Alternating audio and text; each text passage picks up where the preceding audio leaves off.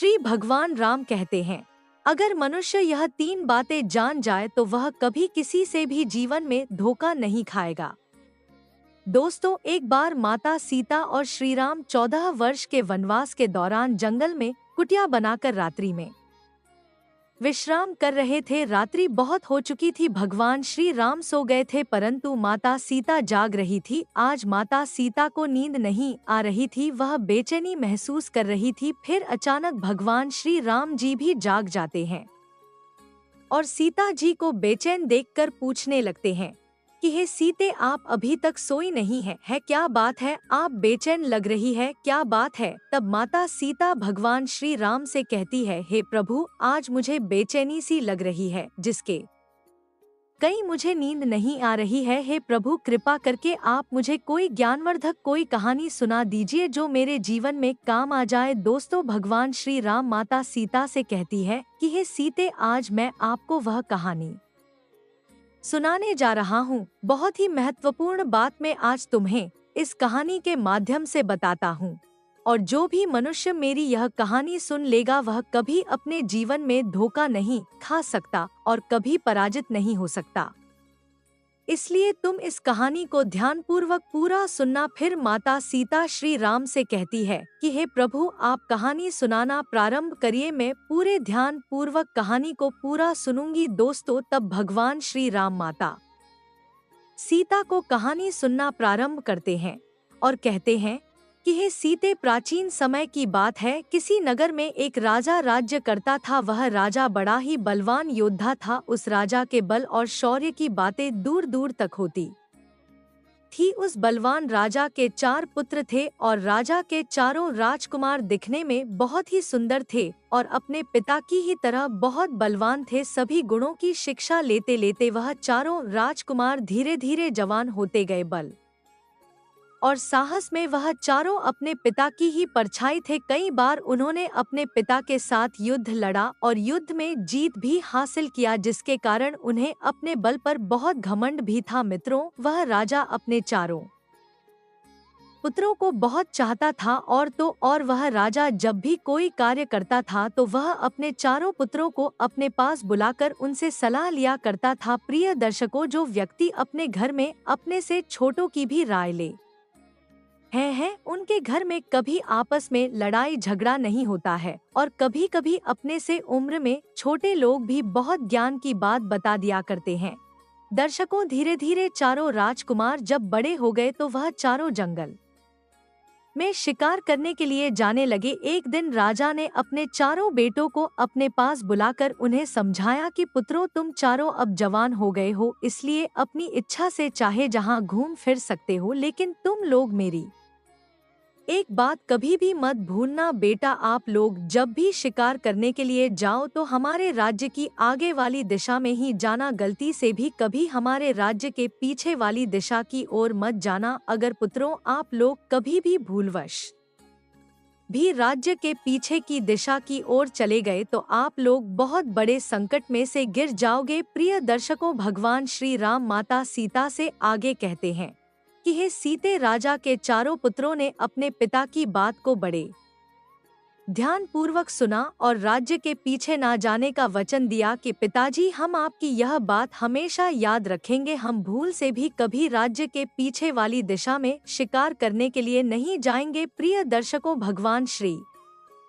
राम माता सीता से आगे कहते कि हे सीते, अब अगला दिन होता है और हर दिन की तरह जब वह चारों राजकुमार अपने घोड़ों पर सवार होकर अपने पिता के आदेश के अनुसार राज्य के आगे वाली दिशाओं में शिकार करने के लिए जाने लगे और वह चारों राजकुमार अब राज्य के पीछे वाली दिशा की ओर शिकार करने के लिए नहीं जाते थे। इसी प्रकार आगे की तीनों दिशाओं में कई दिनों तक वह चारों शिकार करते रहे। प्रिय दर्शकों, एक दिन की बात है।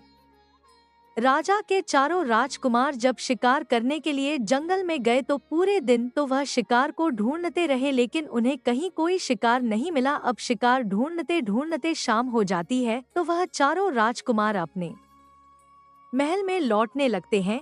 पूरे दिन परिश्रम करने पर भी उन्हें कोई शिकार नहीं मिला था। अब वह चारों इस बात से बड़े दुखी थे। सुबह से धूप में शिकार को ढूंढते ढूंढते चारों राजकुमार अब बहुत थक चुके थे। भूख प्यास के कारण उनकी हालत और भी ज्यादा खराब थी। वह चारों राजकुमार प्यास और थकान के कारण एक घने पेड़ के नीचे बैठकर कुछ विश्राम करने लगे हैं।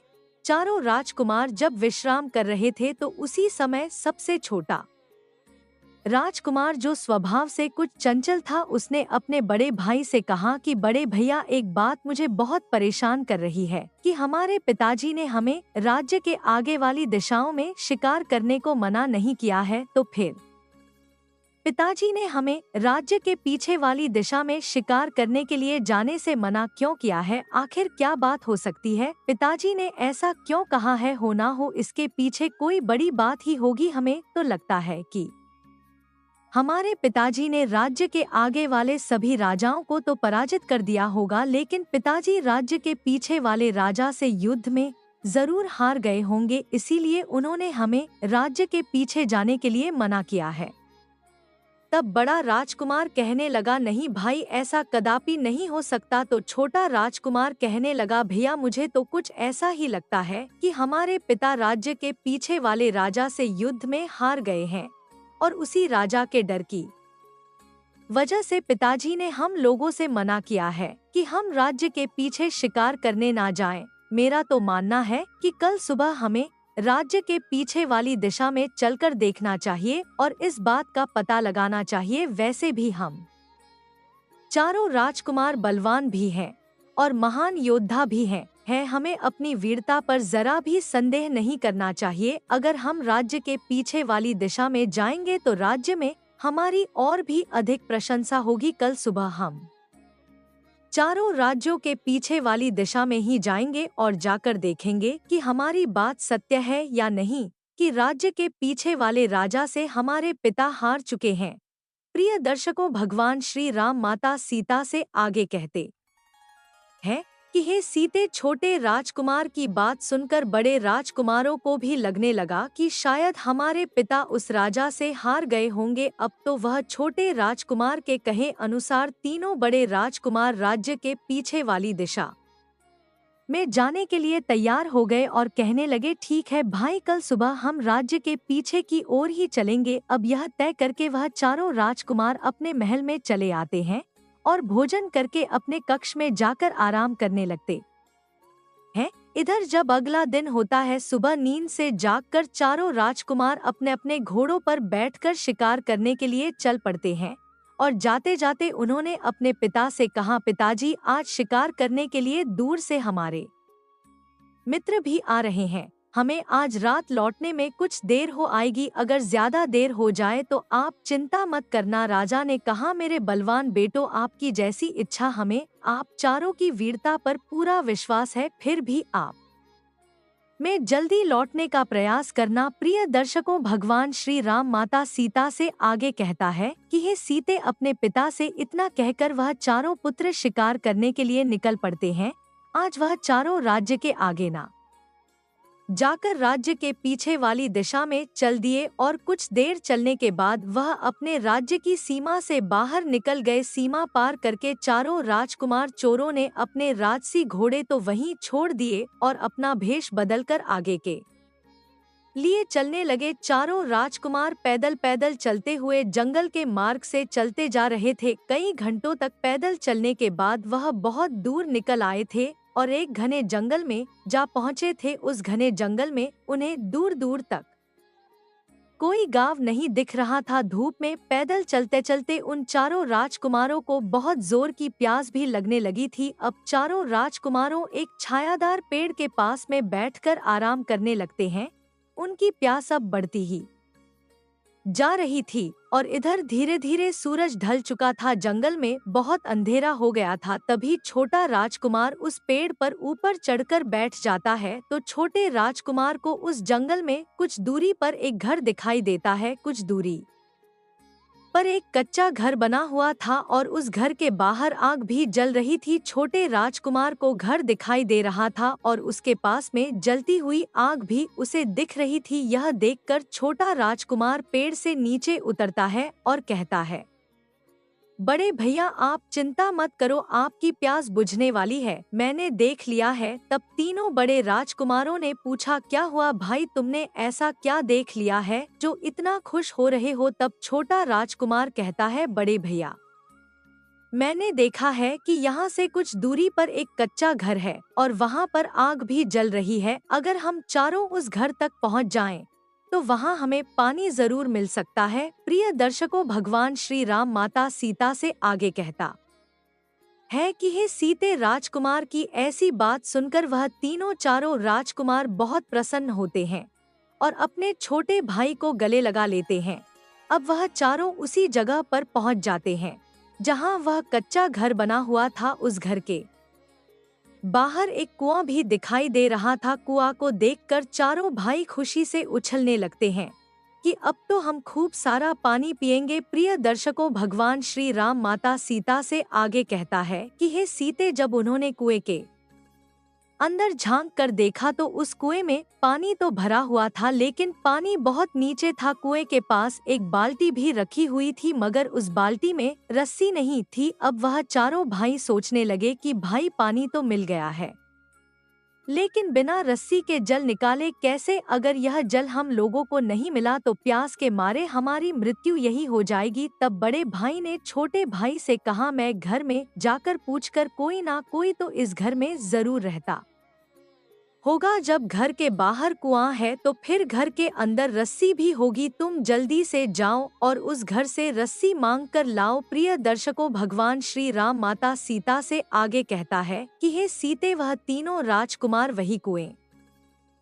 के पास बैठ गए और छोटा राजकुमार रस्सी लेने के लिए उस घर के द्वार पर चला गया। जब वह राजकुमार घर के पास में पहुंचा और आवाज लगाई कि अंदर कोई है, सुनिए, हमें रस्सी दे दीजिए ताकि हम कुएं से पानी निकाल सके। हम चारों भाई बहुत प्यासे हैं, अगर हमको पानी नहीं मिला तो हम प्यास के मारे मर जाएंगे। दर्शकों, जैसे ही उस छोटे राजकुमार ने आवाज लगाई तो उस घर में से एक बहुत सुंदर लड़की निकल चलकर आई। राजकुमार ने विनती करते हुए कहा, सुनिए, हम चारों भाई प्यास से व्याकुल हैं। हम 4 लोग हैं और हम सब प्यासे हैं। सब लोग उस कुएं के पास बैठे हैं। मैं आपके पास रस्सी लेने आया हूँ। एक बाल्टी तो वहाँ रखी है, लेकिन उसमें रस्सी नहीं है।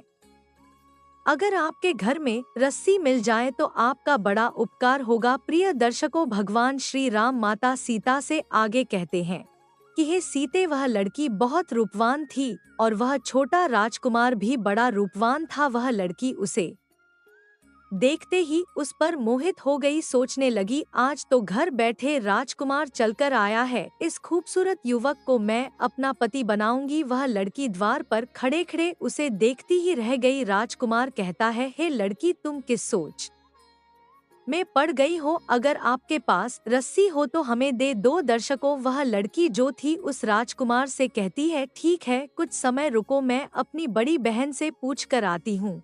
तब वह सुंदर लड़की अंदर जाती है और अपनी बड़ी बहन से कहती है कि बहन, एक युवक आया है जो देखने में राजकुमार मालूम पड़ता है। वह द्वार पर खड़ा है और रस्सी लेने के लिए आया है। बेचारा प्यास से व्याकुल है।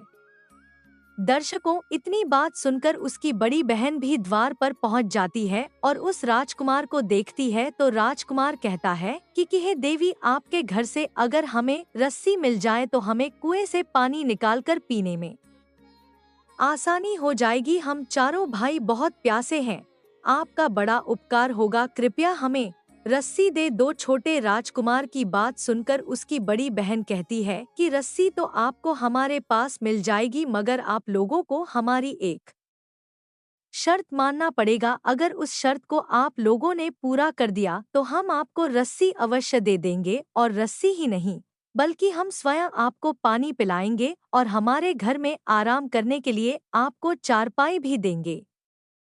प्रिय दर्शकों, भगवान श्री राम माता सीता से आगे कहते हैं कि हे सीते, छोटा राजकुमार कहता है, ठीक है, आप कुछ देर इंतजार करिए, मैं पहले अपने भाइयों से पूछ लेता हूँ।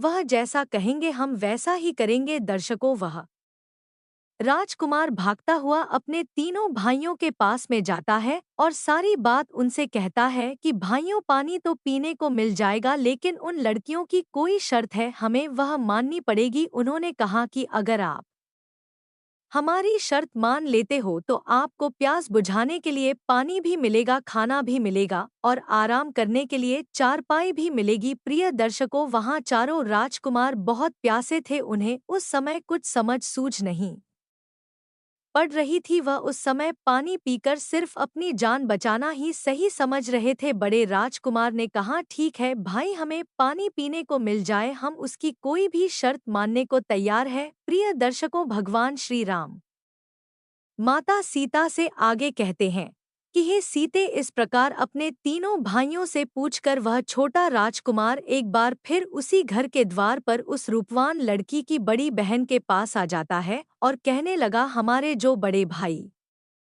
हैं वह आपकी हर शर्त मानने को तैयार हैं, लेकिन हमें जल्दी से पानी पिला दीजिए और यह भी बता दीजिए कि आपकी शर्त क्या है। दर्शकों, तब उस लड़की की बड़ी बहन कहती है कि है नौजवान, हम लोगों की शर्त यह है कि हम भी चार बहनें हैं और हम चारों बहनें बहुत रूपवान हैं और अभी तक हम कुंभारी हैं। आज तक हमें तुम्हारे जैसा कोई हट्टा कट्टा पुरुष नहीं मिला है, इसलिए अब तक हम कुंभारी हैं।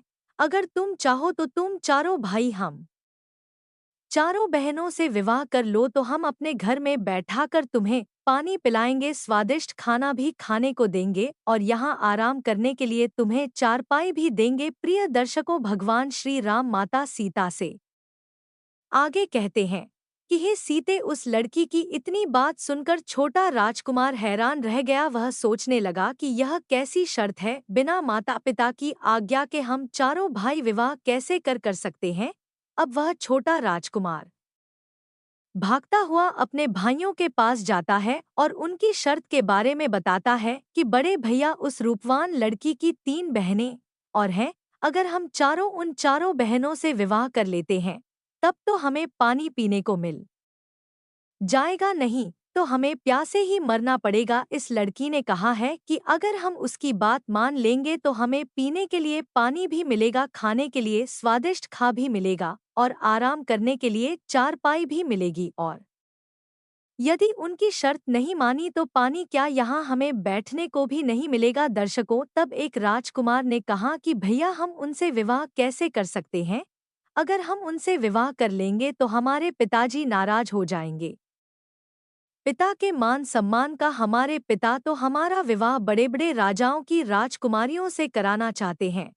तब बड़ा राजकुमार कहने लगा, सुनो भाइयों, अगर हम जीवित बच पाएंगे तभी तो हमारे पिता हम लोगों का विवाह कर पाएंगे। अगर आप लोग यह भूल गए हैं कि अगर हम लोगों को जल्दी से पानी नहीं मिला तो हम वैसे भी मर जाएंगे। अब जो होगा देखा जाएगा, पहले पानी पी करके अपनी प्यास बुझाते हैं, उसके बाद देखते हैं कि पिताजी कोडोट क्या कहना है। और वैसे भी हम राजकुमार हैं, एक राजा के पुत्र हैं, हम एक नहीं कई विवाह कर सकते हैं, इसमें कोई समस्या की बात नहीं है इसलिए पहले यहाँ इनसे विवाह कर लेते हैं और पानी पी करके अपनी जान बचाते हैं।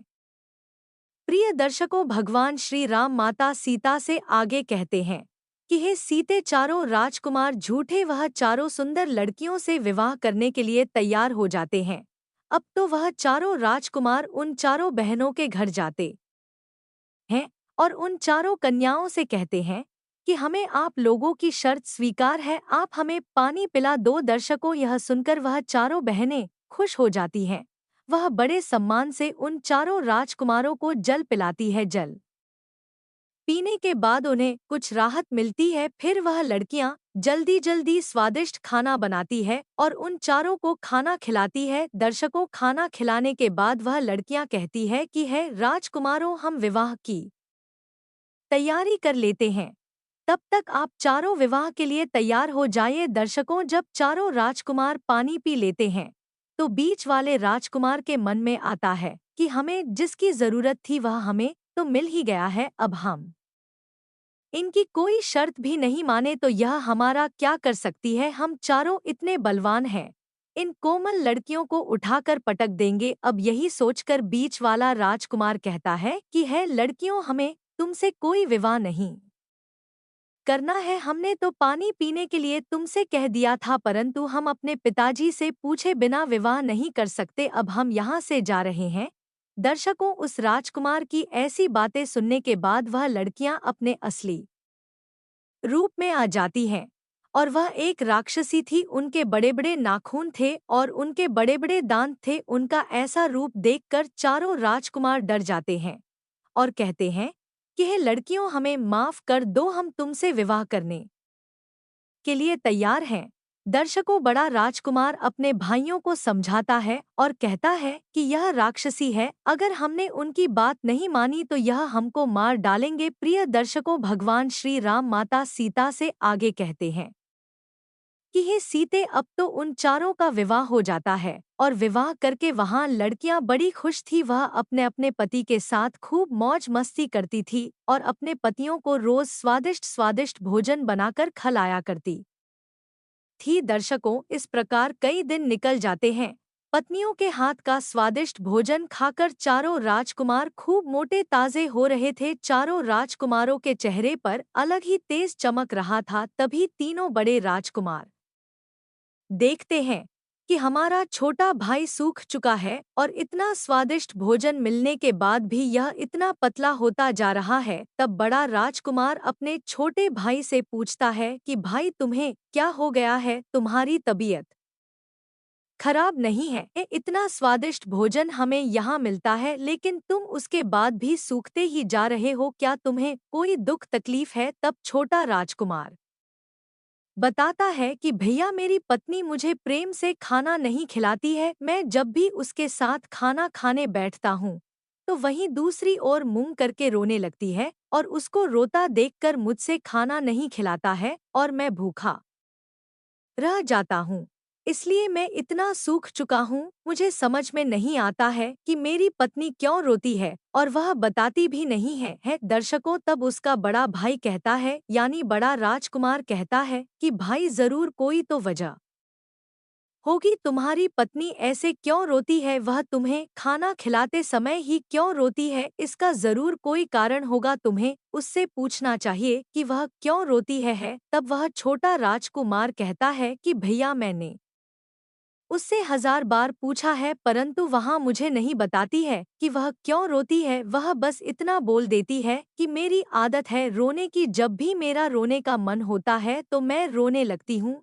वह ऐसे ही कोई ना कोई बहाना बना देती है, परंतु वह बताती नहीं है कि मेरे खाना खाते समय वह क्यों रोती है। और भैया, मेरे सूखकर पतले होने का एक और कारण है कि मुझे अपने घर घर की बहुत याद आती है। मुझे पिताजी और माता की बहुत याद आती है।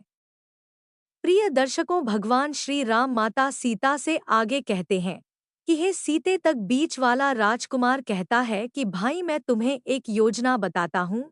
आज जब तुम खाना खाने बैठो तो तुम अपनी पत्नी से कहना कि जब तक तुम मुझे अपने रोने का कारण नहीं बताओगी तब तक मैं खाना नहीं खाऊंगा और भूखा ही मर जाऊंगा। तब छोटा राजकुमार कहता है कि अरे भाई, मुझे भूखा नहीं मरना है, वैसे ही तो मैं इतना पतला हो चुका हूँ। अगर मैंने खाना नहीं खाया तो मैं सच में मर जाऊंगा। दर्शकों, बड़ा राजकुमार कहता है कि अरे मूर्ख, तुझे सच में भूखा नहीं मरना है, तुझे सिर्फ उसके सामने नाटक करना है और यह रहस्य को पता करना है कि वह तेरे खाना खाते समय क्यों रोती है। प्रिय दर्शकों, भगवान श्री राम माता सीता से आगे कहते हैं कि हे सीते, अब तो छोटे राजकुमार को बात समझ में आ जाती है और वह मन में विचार करता है कि आज रात ही मैं अपनी पत्नी के सामने ऐसा नाटक करूंगा। दर्शकों, अब धीरे धीरे रात हो जाती है और उसकी पत्नी अपने पति के लिए खाना लेकर कमरे में आती है और वह छोटा राजकुमार खाना खाने लगता है। तभी उसकी पत्नी दूसरी ओर मुंह करके रोने लगती है। तब वह राजकुमार पूछता है कि हे प्रिय, तुम क्यों रो रही हो? जब भी मैं खाना खाता हूँ तो तुम क्यों रोती हो? आज तुम्हें बताना ही होगा। तब उसकी पत्नी कहती है कि पिया जी, आप खाना खा लीजिए, मेरी तो आदत, मेरा जब भी मन होता है तो मैं थोड़ा रो लेती हूँ। दर्शकों, लेकिन वह छोटा राजकुमार समझ रहा था कि यह मेरी पत्नी मुझसे झूठ बोल रही है। तब वह कहता है कि हे प्रिय, आज तो तुम्हें बताना ही होगा कि तुम क्यों रोती हो। अगर तुमने नहीं बताया तो मैं भूखा ही मर जाऊंगा, मैं अन्य का एक दाना भी नहीं खाऊंगा। दशकों, तब वह राजकुमार की पत्नी कहती है कि अरे पिया जी, आप ऐसा मत करिए, आप मर जाएंगे तो फिर मेरा क्या होगा। मैं आपसे बहुत प्रेम करती हूँ, चलिए मैं अपने रोने का कारण आपको बता देती हूँ। दर्शकों, अब तो वह राजकुमार की पत्नी उसे अपने रोने का कारण बताने लगती है। वह कहती है कि प्रिया जी, मेरे रोने का कारण यह है कि मेरी जो बहनें हैं, यह एक राक्षसी है और मैं भी एक राक्षसी हूँ। मेरी बहनें रोज जंगल में जाती हैं और अपने खाने के लिए मांस लेकर आती है। अलग अलग जानवरों का मांस वह रोज खाती है और जीवित रहती है। पियाजी, मैं इस बात को लेकर चिंतित हूँ कि जिस दिन उन्हें जंगल में किसी जानवर का मांस नहीं मिलेगा, उस दिन वह आपके भाइयों को खा जाएंगी और आपके तीनों भाई मारे जाएंगे। आप अपने भाइयों से बहुत प्रेम करते हैं, तो यह देखकर आपको बहुत बुरा लगेगा और हो सकता है कि उसके कारण आप मुझसे प्रेम करना छोड़ देंगे। मैं आपके साथ कभी ऐसा नहीं करूंगी, क्योंकि मैं आपसे बहुत प्यार करती हूँ। परंतु मेरी जो तीनों बहनें हैं, वह किसी से सच्चा प्यार नहीं करती हैं। उन्हें जिस दिन अपनी भूख मिटाने के लिए भोजन नहीं मिलेगा, तो वह अपने पति को ही खा जाएंगी। इसी बात को लेकर मैं बड़ी चिंतित हूँ कि कहीं मेरी बहनों के कारण मुझे आपसे दूर ना होना पड़े, कहीं आप मेरा त्याग ना कर दे प्रिय। दशकों तक वह छोटा राजकुमार कहता है कि प्रिय, अगर ऐसी बात है, इसका मतलब है कि हमारे भाइयों के प्राण संकट में है और कभी भी उनकी पत्नियां उन्हें अपना भोजन बना सकती हैं। क्या तुम्हारी बहनों से बचने का कोई रास्ता नहीं है? तब उसकी पत्नी कहती है कि पिया जी, मैं आपको और आपके भाइयों को मेरी बहनों से बच सकती हूँ, परंतु मेरी एक शर्त है और आप चारों भाइयों को मेरी शर्त मानना होगा। अगर आप मेरी शर्त मान जाते हो तो मैं आप चारों राजकुमारों को अपनी बहनों के हाथों मरने से बचा लूंगी। प्रिय दर्शकों, भगवान श्री राम माता सीता से आगे कहता है कि हे सीते, अब अपनी पत्नी की बातें सुनने के बाद वह छोटा राजकुमार कहता है कि प्रिय, मैं अपने तीनों भाइयों से पूछ कर आता हूँ। अगर वह तुम्हारी शर्त मानने के लिए तैयार होंगे तो मैं आकर तुम्हें बताऊंगा। प्रिय दर्शकों, भगवान श्री राम माता सीता से आगे कहते हैं कि हे सीते, अब वह तीनों बहनें अपने भोजन की तलाश में जंगल के लिए निकल जाती हैं और वह छोटे राजकुमार की जो पत्नी थी वह नहीं जाती है। इधर छोटा राजकुमार अपने तीन बड़े भाइयों से सलाह मशवरा करने के लिए आता है और कहता है कि बड़े भैया, मेरी बात ध्यान से सुनो। मेरी पत्नी ने बताया है कि वह क्यों रोती है। उसके रोने का कारण यह है कि उसकी जो तीनों बहनें हैं, वह एक राक्षसी हैं और वह जंगल से अपने खाने के लिए मांस लेकर आती है। मेरी पत्नी ने कहा है कि जिस दिन उन्हें जंगल में खाने के लिए मांस नहीं मिलेगा, उस दिन वह आप तीनों को मारकर खा जाएंगे और इसीलिए हम सभी के प्राण संकट में हैं। कभी भी हमारी पत्नियां हमें मार सकती हैं। दशकों, तब वह बड़ा राजकुमार कहता है कि भाई, इस संकट से बचने का कोई रास्ता जरूर होगा। तुम अपनी पत्नी से पूछो कि क्या हम इन राक्षसों से बचकर भाग सकते हैं। तब वह छोटा राजकुमार कहता है कि भैया, मैंने अपनी पत्नी से पूछ लिया है। उसने बताया है कि वह हमें मरने से बचा लेगी, परंतु उसकी एक शर्त है। दर्शकों, तब बीच वाला राजकुमार कहता है कि अरे भाई, तू उस दिन भी एक शर्त लेकर आया था और तेरी उस शर्त के कारण आज हम इतनी बड़ी मुसीबत में फंस गए हैं। अब आज फिर तू एक शर्त लेकर आया है, जाकर अपनी पत्नी को कह दे कि हम उसकी कोई शर्त नहीं मानेंगे। तब बड़ा राजकुमार कहता है कि अरे भाई, यह समय आपस में लड़ाई झगड़ा करने का नहीं है। अगर हमारे प्राण संकट में है और वह हमारे प्राण बचा सकती है तो हमें उसकी शर्त मान लेना चाहिए। अब वह बड़ा राजकुमार कहता है कि भाई, हम तुम्हारी पत्नी की शर्त मानने के लिए तैयार है। जाकर अपनी पत्नी से कह दो कि वह हम सब के प्राण बचा ले। अब वह छोटा राजकुमार अपने कमरे में जाता है और अपनी पत्नी से कहता है कि प्रिय भैया ने कहा है कि हम तुम्हारी शर्त मानने के लिए तैयार हैं। अब तुम हमें बताओ कि क्या करना होगा। और तुम्हारी शर्त क्या है? प्रिय दर्शकों, भगवान श्री राम माता सीता से आगे कहते हैं कि हे सीते, तक वह कहती हैं कि प्रिया जी, मेरी बस एक ही शर्त है कि मैं आपके साथ अपना जीवन बिताना चाहती हूँ, मरते दम तक मैं आपके साथ रहना चाहती हूँ।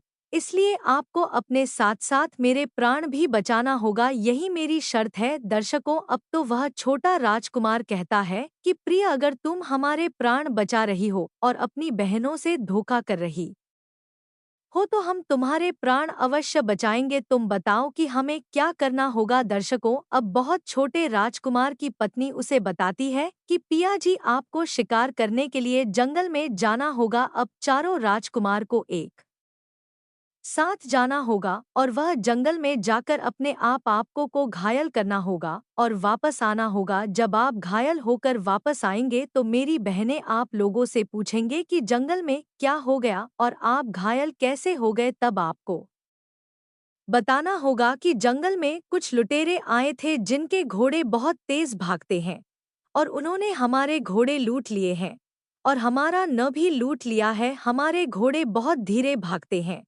इसलिए हम उनसे हार गए और पराजित हो गए। प्रिय दर्शकों, भगवान श्री राम माता सीता से आगे कहते हैं कि हे सीते, उस छोटे राजकुमार की पत्नी आगे कहती है कि प्रिया जी, उसके बाद मेरी बहनें आपसे पूछेंगे कि आप क्या चाहते हो। तब आपको बोलना है कि हमें आपके तेज दौड़ने वाले घोड़े दे दीजिए, हम शिकार करने जाएंगे और अच्छे अच्छे शिकार करके लाएंगे। तब वह मेरी बहनें आपको तेज दौड़ने वाले घोड़े दे देंगी और आप चारों भाई उन घोड़े पर सवार होकर और जंगल को पार करके अपने राज्य में चले जाना। अगर एक बार आप इस जंगल को पार करके और जंगल की सीमा से अपने राज्य में पहुंच गए तो मेरी बहनों की शक्ति काम नहीं करेगी, क्योंकि हमारी शक्ति सिर्फ इस जंगल में ही काम करती है और जंगल की सीमा के बाहर हमारी कोई शक्ति काम नहीं करती है। अगर आप में एक बार इस जंगल को पार कर लिया तो मेरी बहन आपका कुछ नहीं बिगाड़ पाएंगी और आपके प्राण बच जाएंगे। प्रिय दर्शकों, भगवान श्री राम माता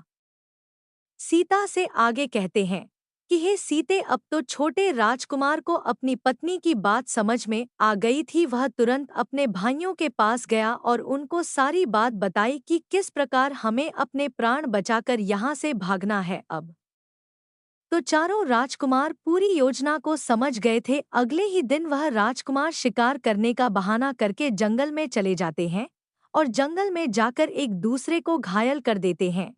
प्रिय दर्शकों, एक दूसरे को घायल करने के बाद वह चारों राजकुमार वापस घर पर आ जाते हैं और घर आकर जब उनकी पत्नियां देखती हैं कि हम हमारे पति बहुत घायल हैं और रक्त बह रहा है तो वह पूछती है कि आपकी ऐसी हालत किसने खड़ी है इस जंगल में, ऐसी किसकी हिम्मत है जो हमारे पति के साथ ऐसा किया है। तब वह चारों राजकुमार बताते हैं कि जंगल में आज लुटेरे आए थे और उनके घोड़े बहुत तेज दौड़ रहे थे, उन्होंने हमारे घोड़े लूट लिए और हमारा धन कर ले गए हैं। हमारे घोड़े बड़े धीरे दौड़ते हैं, इसलिए हम उनसे पराजित हो गए। दर्शकों, अब वह पत्नियां पूछने लगी कि पिया जी बताइए, हम आपकी क्या सहायता कर सकते हैं? अगर आप चाहे तो हम उन लुटेरों को मारकर आपके सामने आपके चरणों में लाकर रख सकते हैं। तब वह राजकुमार कहते हैं कि नहीं प्रिय, आप एक स्त्री हो, अगर हमारे शत्रु को आप दंड दोगी तो इससे हमारी बदनामी होगी। सब कहेंगे कि राजकुमार बड़े ही कमजोर हैं जो अपने शत्रु को अपनी स्त्री से पिटवा रहे हैं। तब वह पत्नियां कहती हैं कि बताइए स्वामी, अगर हम आपकी ऐसे सहायता नहीं कर सकते हैं तो फिर हम आपके लिए क्या कर सकते हैं?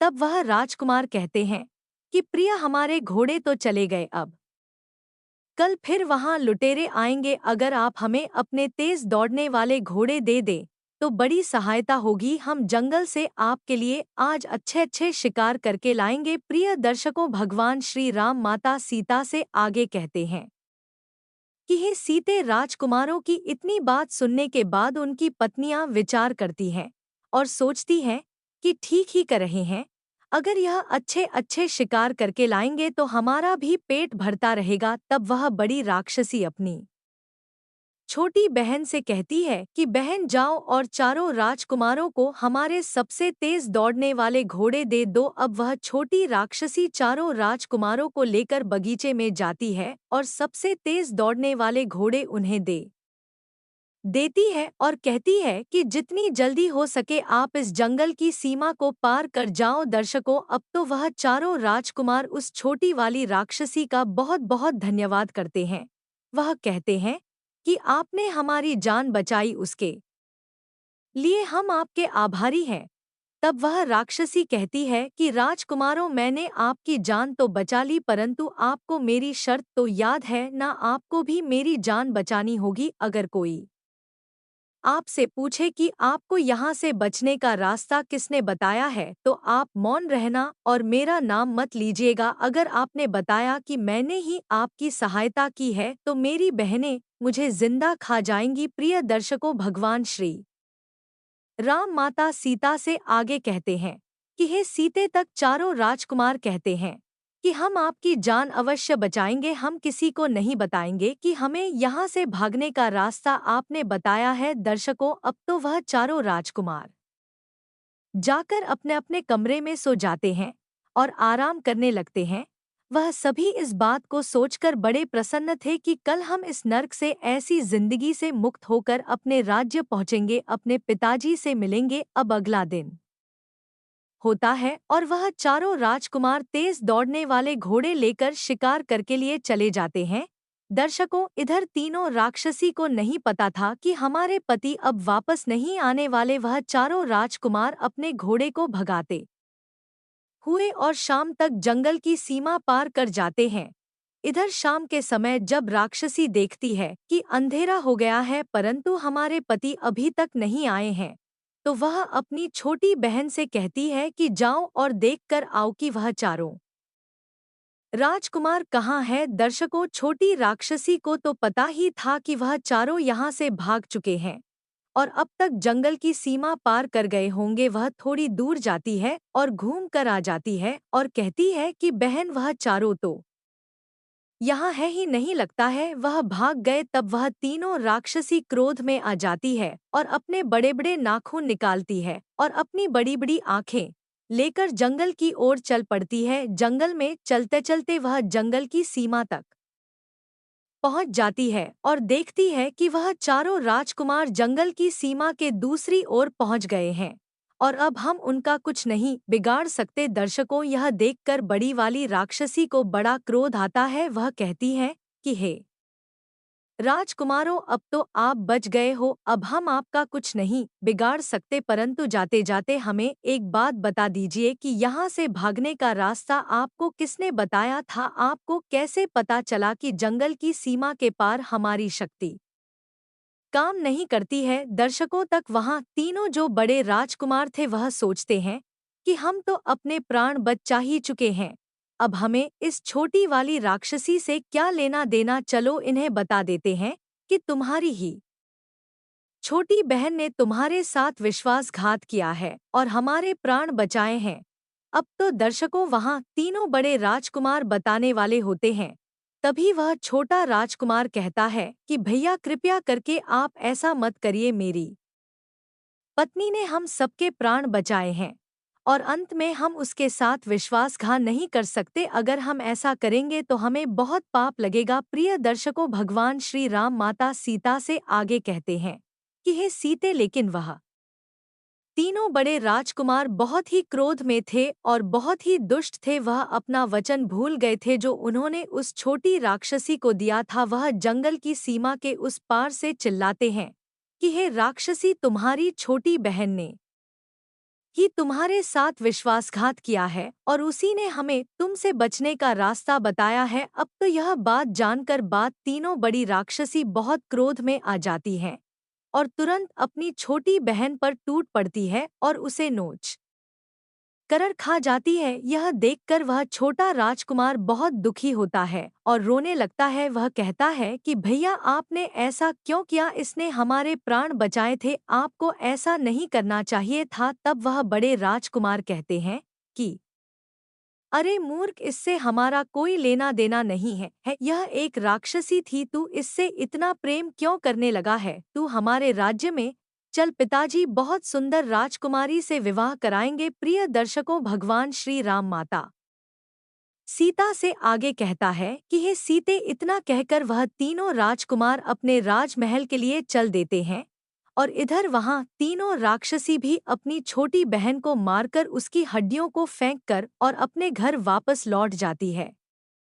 राक्षसों को वापस लौटा देखकर वह छोटा राजकुमार जंगल की सीमा पार करके अपनी पत्नी के पास जाता है और उसकी हड्डियों को पकड़कर रोने लगता है। दर्शकों, उसकी आत्मा को बड़ा दुख हो रहा था। वह सोच रहा था कि मैं अपनी पत्नी से बड़ा प्रेम करता था, परंतु मेरे भाइयों के कारण आज मेरी पत्नी मृत्यु को प्राप्त हो गई। प्रिय दर्शकों, भगवान श्री राम माता सीता से आगे कहते हैं कि हे सीते, अब मैं तुम्हें 3 बातें बताता हूँ और जो भी मनुष्य 3 बातों को याद रखेगा वह कभी अपने जीवन में धोखा नहीं खा सकता, कभी पराजित नहीं हो सकता। मनुष्य को यह याद रखना चाहिए कि यह 3 लोग धोखा अवश्य देते हैं।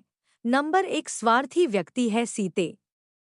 कभी भी स्वार्थी व्यक्ति पर भरोसा नहीं करना चाहिए। एक स्वार्थी व्यक्ति अपना काम निकल जाने बाद आपको धोखा अवश्य देगा, जैसे कि बड़े वाले राजकुमार को ही देख लो, एक राजसी होकर भी उसके अपने पति की जान बचाए और बदले में उसे क्या मिला? मौत। है सीते, कोई मनुष्य इतना स्वार्थी कैसे हो सकता है कि जिसने उसकी जान बचाई वह उसे ही अपने स्वार्थ के लिए धोखा दिया है? सीते, कलयुग का हर मनुष्य स्वार्थी बन चुका है। हे सीते, मैं कलयुग के हर मनुष्य से कहना चाहता हूँ कि जो भी व्यक्ति आपकी मदद करे, चाहे आप कितना भी स्वार्थी हो, उस व्यक्ति को कभी धोखा मत देना और हो सके तो इस वीडियो को देखने के बाद आप भी अपना स्वार्थ छोड़कर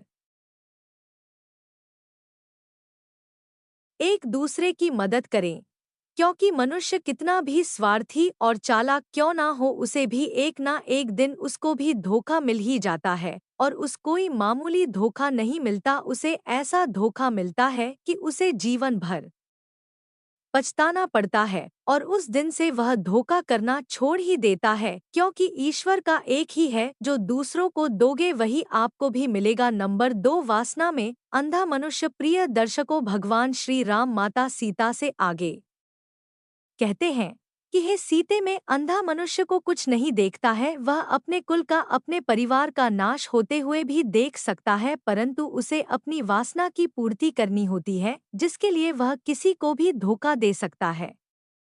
वासना में अंधा मनुष्य कभी किसी का सगा नहीं हो सकता। नंबर 3, कपटी और दुष्ट मनुष्य। प्रिय दर्शकों, कपटी मनुष्य हमेशा कपट से भरा रहता है, वह किसी को खुश होता हुआ नहीं देख सकता, किसी दूसरे की खुशी उसे बर्दाश्त नहीं होती है, वह सिर्फ अपना भला होता हुआ देख सकता है, इसलिए वह हर मनुष्य को धोखा देता है। इसलिए कपटी मनुष्य से जितना हो सके बचकर रहना चाहिए। प्रिय दर्शकों, भगवान श्री राम माता सीता से आगे कहता है कि हे सीते, मैंने आपको यह ज्ञान की बातें बताई हैं, इसे हमेशा याद रखना, तुम कभी धोखा नहीं खाओगी। जय श्री राम। ऐसी ही और वीडियो के लिए हमारे चैनल को सब्सक्राइब करें। धन्यवाद।